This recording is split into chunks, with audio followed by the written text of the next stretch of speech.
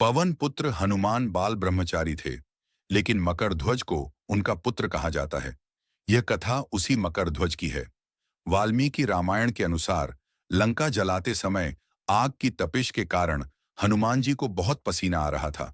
इसीलिए लंका दहन के बाद जब उन्होंने अपनी पूंछ में लगी आग को बुझाने के लिए समुद्र में छलांग लगाई, तो उनके शरीर से पसीने की एक बड़ी सी बूंद समुद्र में गिर पड़ी।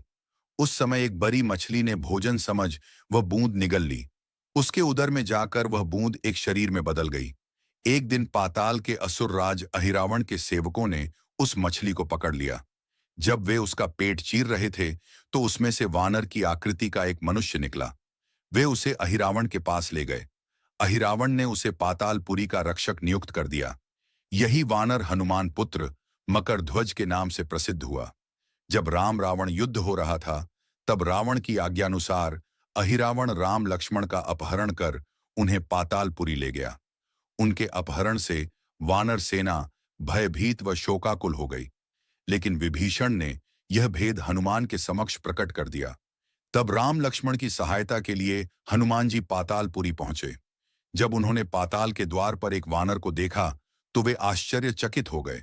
उन्होंने मकरध्वज से उसका परिचय पूछा। मकरध्वज अपना परिचय देते हुआ बोला, मैं हनुमान पुत्र मकरध्वज हूं और पातालपुरी का द्वारपाल हूं। मकरध्वज की बात सुनकर हनुमान क्रोधित होकर बोले, यह तुम क्या कह रहे हो? दुष्ट, मैं बाल ब्रह्मचारी हूं, फिर भला तुम मेरे पुत्र कैसे हो सकते हो? हनुमान का परिचय पाते ही मकरध्वज उनके चरणों में गिर गया और उन्हें प्रणाम कर अपनी उत्पत्ति की कथा सुनाई।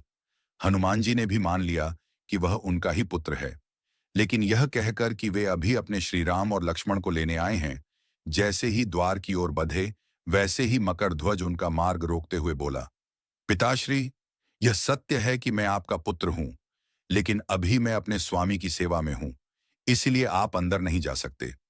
हनुमान ने मकरध्वज को अनेक प्रकार से समझाने का प्रयास किया, किंतु वह द्वार से नहीं हटा। तब दोनों में घोर युद्ध शुरू हो गया। देखते ही देखते हनुमान जी उसे अपनी पूंछ में बांधकर पाताल में प्रवेश कर गए। हनुमान सीधे देवी मंदिर में पहुंचे, जहां अहिरावण राम लक्ष्मण की बलि देने वाला था। हनुमान जी को देखकर चामुंडा देवी पाताल लोक से प्रस्थान कर गईं।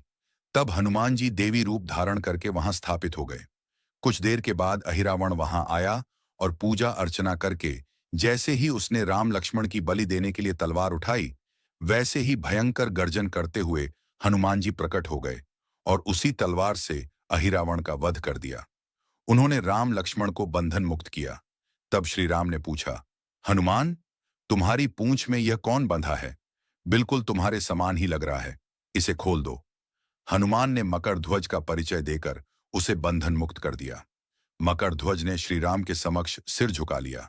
तब श्री राम ने मकरध्वज का राज्याभिषेक कर उसे पाताल का राजा घोषित कर दिया और कहा कि भविष्य में वह अपने पिता के समान दूसरों की सेवा करे। यह सुनकर मकरध्वज ने तीनों को प्रणाम किया। तीनों उसे आशीर्वाद देकर वहां से प्रस्थान कर गए। इस प्रकार मकरध्वज हनुमान पुत्र कहलाए।